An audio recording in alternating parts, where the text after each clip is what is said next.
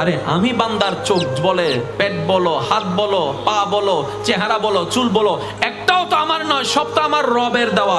যেখানে আমি নিজেই আমার নই, এই দুনিয়াতে আমার বলতে আসলে কিছুই নাই, হারানোরও কোনো টেনশন নাই। বলেন সুবহানাল্লাহ। বান্দা যখন নিজের মনের ইচ্ছা দিয়ে রবের উপর ভরসা করে কাজ করতে থাকে, ওই কঠিন কাজও সহজ হয়ে যায়। বলেন সুবহানাল্লাহ।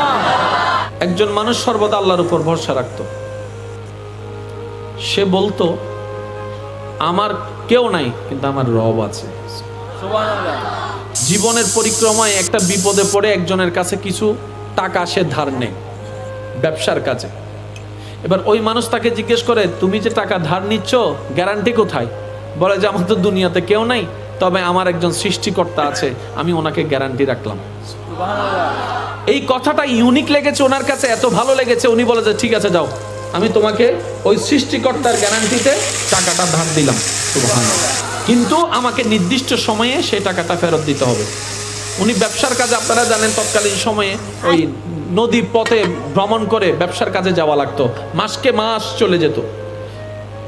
উনি গেলেন ব্যবসার মধ্যে, সুন্দর করে ওই ধারের টাকা দিয়ে ব্যবসা করে ভালোই বেনিফিট করলেন, কিন্তু আসার সময় কিছুক্ষণের জন্য উনি সেই জাহাজটা মিস করে ফেললেন। এবার ওইদিকে মানুষটা অপেক্ষা করছে, সেই মানুষটা আসবে, তার পাওনা টাকা তাকে দিবে। এবার সেই আল্লাহর উপর ভরসা করা ব্যক্তিটা নদীর পাড়ে এসে একটা কাঠের উপরে ওই মুদ্রাগুলা রাখলেন, একটা